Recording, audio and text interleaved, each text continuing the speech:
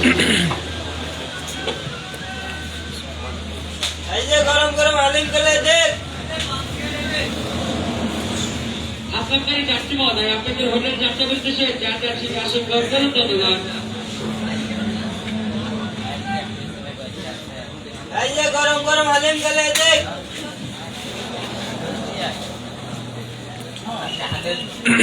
আসসালামু আলাইকুম ওয়া রাহমাতুল্লাহি ওয়া বারাকাতুহু। বিসমিল্লাহ, আলহামদুলিল্লাহ, ওয়াসসালাতু ওয়াসসালামু আলা রাসূলিল্লাহ ওয়া আলা আলিহি ওয়া সাহবিহি ওয়া বা'দ।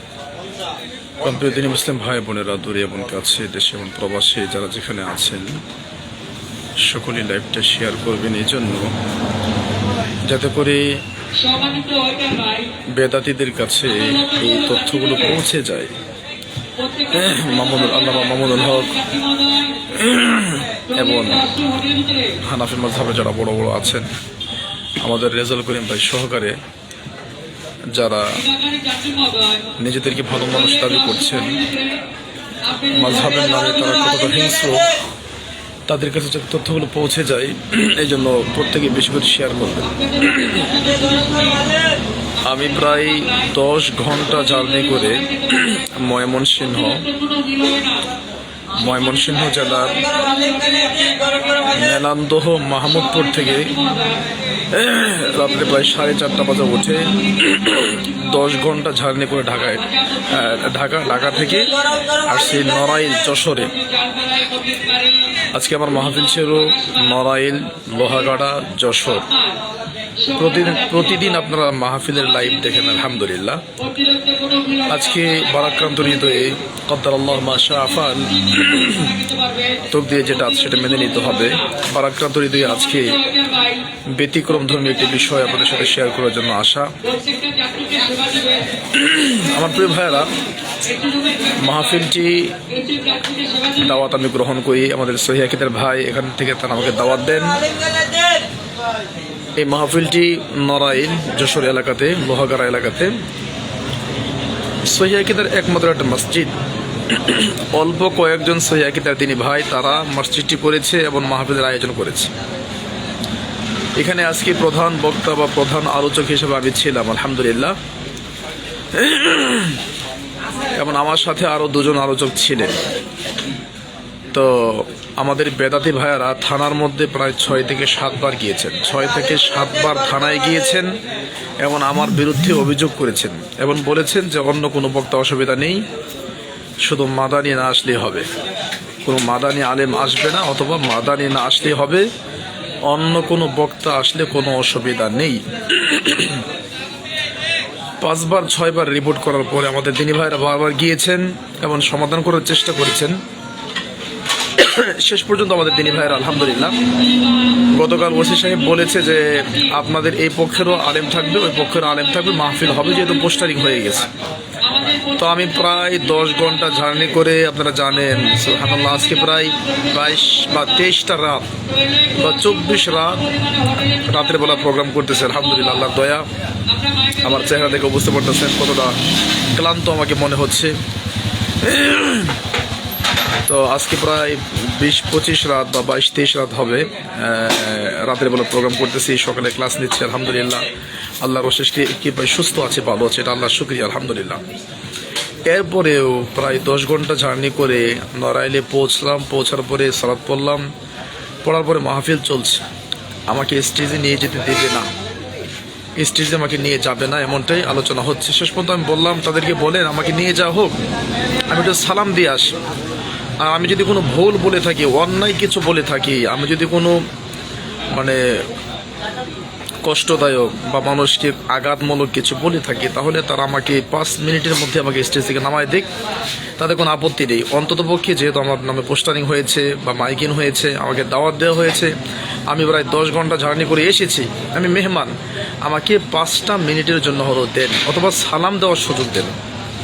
তো আমাকে ঘর থেকে তারা স্টেজে নিয়ে যায়। আলহামদুলিল্লাহ, দিনী ভাইরা নিয়ে যাওয়ার পরে আলোচনা চলে। আমি স্টেজে ওঠার পরেই গিয়ে আমি নিজে গুনলাম প্রায় 16 জন মুফতি, পুরা স্টেজ ভরা, প্রায় 16 জন মুফতি স্টেজ ভরা।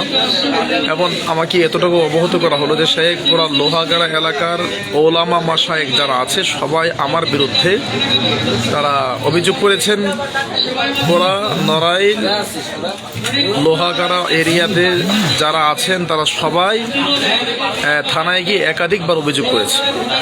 তো যাই হোক, আমি গেলাম স্টেজে গিয়ে আলোচনা, আমি বসলাম, আমাকে দেওয়া হবে মোটামুটি 20 থেকে 25 মিনিট বা আধা ঘন্টা বসে আমি বক্তব্য শুনলাম, কিন্তু এরপর আমাকে দেওয়ার কথা, তারা আমাকে দেয় নাই। এবং স্টেজের মধ্যে একরকম হট্টগোল শুরু হয়ে যাচ্ছিল। সেখানে প্রায় 500 মানুষের খাবারের আয়োজন ছিল। তো আমি দেখলাম যে পরিবেশটা খারাপ হয়ে যেতে পারে, আমাদের দিনী ভাইয়েরাও কষ্ট পাচ্ছে।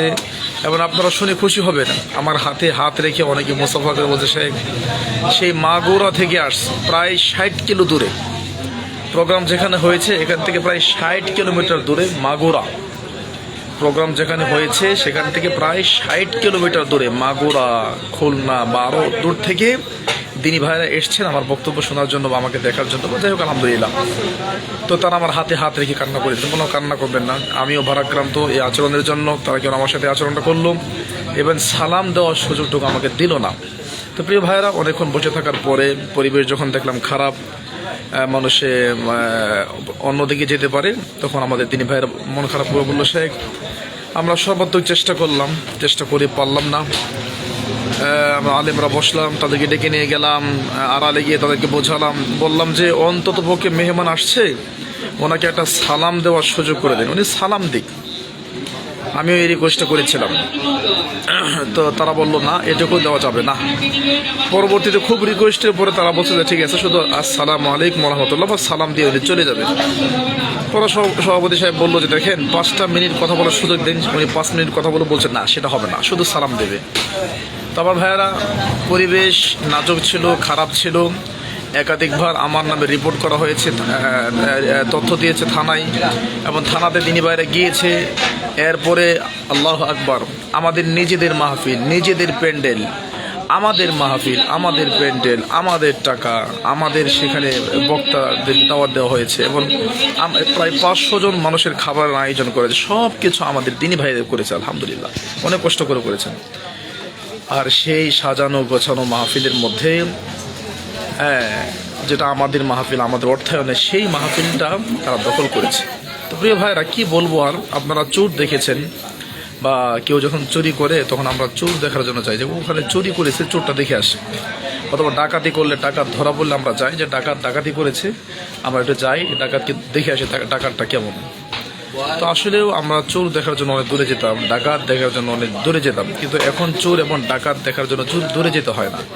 এখন আমাদের দেশে যারা বেদাতি মৌলবী আছে, যারা কোরআন এবং সুন্নাহ বোঝে না বা বুঝলেও সেটাকে সত্য স্বীকার করে না, মানুষের কাছে প্রচার করে না, যারা সত্য গোপনকারী, আজকে তারাই হলো আমাদের কাছে, আমরা দেখতে পাচ্ছি তারাই হলো প্রকৃত চোর, তারাই হলো প্রকৃত ডাকাত। কারণ তারা আমাদের মসজিদকে দখল করছে, আমাদের মাদ্রাসাকে দখল করছে, আমাদের মসজিদ তারা ছিনতাই করে নিয়ে যাচ্ছে, মাদ্রাসা ছিনতাই করে নিয়ে যাচ্ছে, এবং সাজানো গোছানো মাহফিল, ওয়াজ মাহফিল, প্রোগ্রাম, এটাকে তারা দখল করে নিয়ে যাচ্ছে। তাহলে আপনি বলেন, চোর আপনি কাকে বলবেন, ডাকাত আপনি কাকে বলবেন?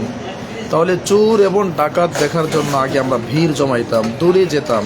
যদিও বলবেন শেখ ভাষাগুলো কঠিন হচ্ছে, আপনি বলেন।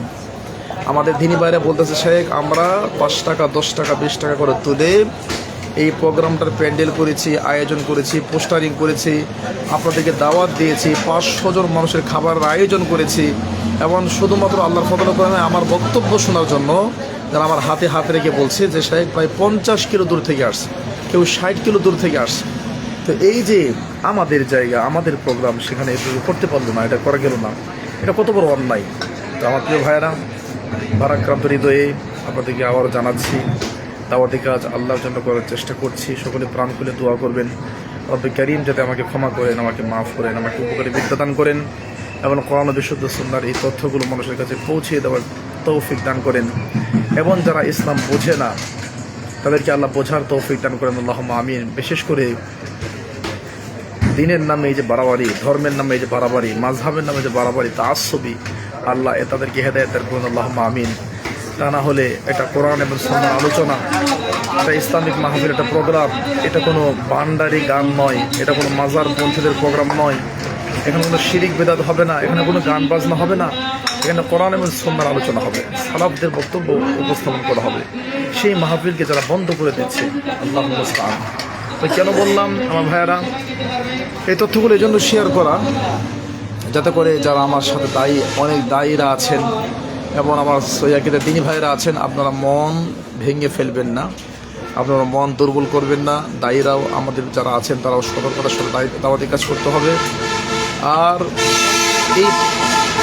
এই লাইভটি শেয়ার করে আমাদের হানাফি মাযহাবের যারা কর্ণধার রয়েছেন তাদের কাছে পৌঁছিয়ে দিতে হবে, যাতে তারা বুঝতে পারে যে আসলে এটা বাড়াবাড়ি হয়ে যাচ্ছে, এটা বাড়াবাড়ি হয়ে যাচ্ছে। কারণ আমরা আমাদের মাহফিল করব, আমাদের প্রোগ্রাম করব, আমাদের মসজিদে আমাদের মধ্যে সালাত আদায় করব, আমাদের মাদ্রাসায় বাচ্চাদেরকে শিক্ষা দেব, এখানেও তারা হস্তক্ষেপ করবে, বাধা দেবে, এটা আসলে অন্য বড় একটা অন্যায়। আমার প্রিয় ভাইয়েরা, আল্লাহ রাব্বুল আলামিন তাদেরকে হেদায়েত দান করুন, আল্লাহুম্মা আমিন। আমি আর লাইভ লম্বা করছি না, নিজে অনেক ক্লান্ত। ঢাকার উদ্দেশ্যে রওনা করেছি। আমি এই একটা দোকানে বসে এই লাইভটা করলাম, একটা দোকানে বসে। এই যে দেখেন আমার দোকান, পিছনে গাড়ি, ওই যে গাড়ি, হোটেল ব্রেক দিয়েছে, হোটেল ব্রেকের মাঝে এসে আমি আপনাদেরকে একটু জানাইলাম যে এই অবস্থান। তো প্রিয় ভাইয়েরা, রাসূলুল্লাহ সাল্লাল্লাহু আলাইহি ওয়াসাল্লামের ভাষায় আবার বলতে চাই, আউয়ালু মান তুসাআব, যেটা নবী সাল্লাল্লাহু আলাইহি ওয়াসাল্লাম বলছেন, মান আলিমা ইলমান আলিমাহু সুম্মা কাতামাহু উলজিমা ইয়াউমাল কিয়ামাতি বিলিজামিন মিনান নার।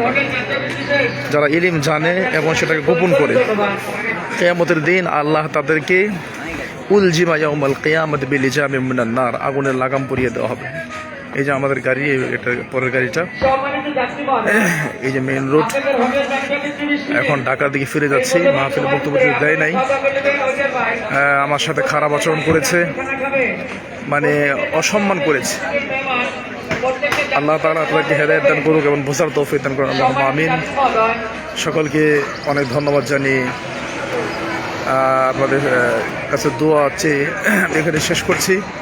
সকলে দোয়া করবেন যাতে আল্লাহ আমাকে ক্ষমা করেন, আমাকে আল্লাহ কবুল করেন, আল্লাহুম্মা আমিন। আসসালামু আলাইকুম ওয়া রাহমাতুল্লাহি ওয়া বারাকাতুহু।